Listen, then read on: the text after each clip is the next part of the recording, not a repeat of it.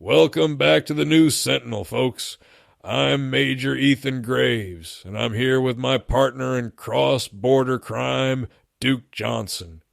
Today, we're diving into the digital crossfire between the U.S. and Canada. Duke, you ready for this one? Locked and loaded, Ethan. This one's got all the makings of a classic standoff, tariffs, tech giants, and a whole lot of political posturing. So, let's set the stage. Canada's rolling out this digital services tax, 3% on revenue, not profits, from foreign tech companies. That's Amazon, Meta, Google, the whole crew. And it's retroactive, so they're reaching back to 2022. That's a big old bill for U.S. firms. Yeah, and Trump didn't waste a second. He called it a blatant attack on American interests and just, bam, pulled the plug on all trade talks with Canada. Said tariffs are coming within a week. It's not like the U.S. didn't see this coming, but the timing's got everyone scratching their heads. Why now, Duke? Well, that's the million-dollar question, right? I mean, this DST's been in the works for years, but now, with the tax about to hit and the payments due, Trump's making his move. Some folks say it's about leverage. He lost that Section 899 tax as a bargaining chip, so now he's got to flex with tariffs. And let's be real. It plays well with the America First crowd. Midterms are always around the corner, you know. Is a classic chess move, honestly. You wait for your opponent to commit, then you strike when the cost is highest. Sometimes you gotta sacrifice a pawn to set up the endgame. Here, the U.S. is risking some market stability to force Canada's hand. But what makes this tax different from, say, Europe's digital tax? The U.S. didn't go nuclear on them. Yeah, Europe's got their own DSTs, but the U.S. response was more measured. Negotiations, some saber-rattling, but not a full-on trade freeze. With Canada, it's personal. They're our biggest trading partner, and this tax is retroactive, so it's a direct hit to U.S. companies' bottom lines. Plus, there's a sense that Canada's copying Europe, but not playing by the same rules. At least, that's how Trump's spinning it. The fact that Canada's not backing down, Prime Minister Carney's saying they'll keep the tax no matter what, just ups the ante. It's a standoff and both sides are digging in. Reminds me of a chess game where both players refuse to trade queens. The board gets tense and every move matters. Except in this case, the pieces are billion-dollar tech firms and the livelihoods of a whole lot of workers on both sides of the border. Stakes are high, and the next move could set off a chain reaction. So let's talk escalation. Trump's team says tariffs are coming within a week. No details yet, but you can bet they'll target Canadian exports, maybe steel, aluminum, autos, even ag. And you know Canada's not going to just sit there and take it. They're already prepping countermeasures. This could get ugly, fast. Yeah, and the ripple effects are already showing.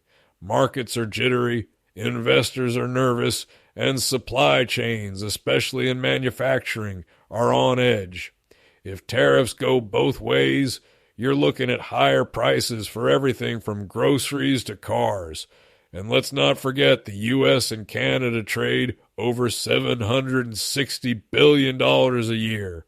That's a lot of cross-border business to mess with. Let's break it down with some of those frameworks we love. MOST, mission, objectives, strategy, tactics. Trump's mission is to protect U.S. economic interests and tech dominance. The objective?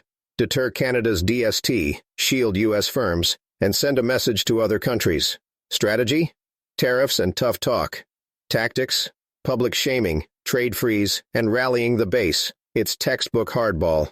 And spear. Social, political, economic, authority, risk. Socially, this fires up nationalist sentiment on both sides. Politically, it's a test for Carney. Does he stand firm or blink? Economically, it's a risk to both economies, especially with supply chains so intertwined. Authority-wise, Trump's using executive power to the max. And the risk? Full-blown trade war, job losses, and long-term damage to the U.S.-Canada relationship. Don't forget PESTLE, political, economic, social, technological, environmental, legal. Politically, it's a breakdown in diplomacy. Economically, it's market volatility and possible inflation. Socially, it's fueling debates about digital sovereignty. Tech-wise, U.S. giants are under the microscope. Legally, we might see WTO challenges. And environmental? Well, cross-border energy trade could get caught in the crossfire, too. You know, Duke, this reminds me of a deployment I had back in the day. We were on the ground, and some policy shift back home sent shock waves through the whole operation. Suddenly, supply lines dried up, morale took a hit, and everyone was scrambling to adapt. It's the same here. Policy decisions at the top can have real immediate impacts on regular folks just trying to do their jobs. Yeah, and it's not just the big tech execs feeling the heat. It's auto workers in Michigan, steel workers in Ontario, farmers in the Midwest. If this spirals into a trade war, those are the people who get caught in the crossfire. And let's be honest, once tariffs start flying, it's hard to put the genie back in the bottle. We've seen that before. And the legal side's messy, too. The U.S. is talking about a Section 301 investigation into the DST, which could drag this into the WTO. But those cases take years. And meanwhile, the uncertainty just keeps building. It's a high-stakes gamble, and nobody knows how it'll play out. Let's zoom out for a second. Canada's DST isn't happening in a vacuum. The UK, France, Italy, Australia, they've all got digital taxes, and the OECD's been trying to hammer out a global deal, that Pillar 2 thing. But Canada's going ahead solo, even as others pause for negotiations. That's part of why the U.S. is so riled up. And while all this is blowing up with Canada, the U.S. just inked a trade framework with China. That's wild, right? We're fighting with our closest ally, but making deals with our biggest rival. The China deal's all about rare earths, critical for tech, defense, EVs. China's agreed to resume exports, and the U.S. is easing up on some restrictions. It's a signal that, when push comes to shove, economic needs can override politics, at least sometimes. It's a weird world, Duke, and it raises the question, will other countries follow Canada's lead and push ahead with their own digital taxes? Or will U.S. pressure force them to back down? India's a great example. They've got their own DST, and they're in talks with the U.S. right now. Trump's hinted at a very big trade deal with India, but he's also threatened tariffs if they don't play ball. It's a high-wire act. Yeah, and if the U.S. goes hard on Canada and gets away with it, you can bet other countries will think twice before crossing Washington on tech taxes. But if Canada holds firm and survives the storm, it might embolden others to do the same. It's a test case for the whole global digital tax movement. And let's not forget, these tech giants have more power than some countries. They're not just going to roll over either. And the stakes are only getting higher. As we saw in our last episode on global hot zones, economic battles can spill over into security, alliances, and even the battlefield. The digital front is just the latest arena. Whether this ends in a new trade norm or a fractured global system, we're watching history in real time. Couldn't have said it better.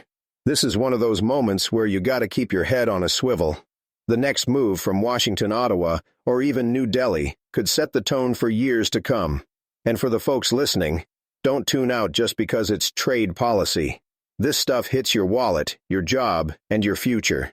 All right, that's going to do it for this episode of The New Sentinel. We'll be tracking every twist and turn as this digital crossfire plays out. Duke, always a pleasure sparring with you, my friend. Right back at you, Ethan. Stay sharp out there, folks. We'll catch you next time. Same channel, new front lines. Out.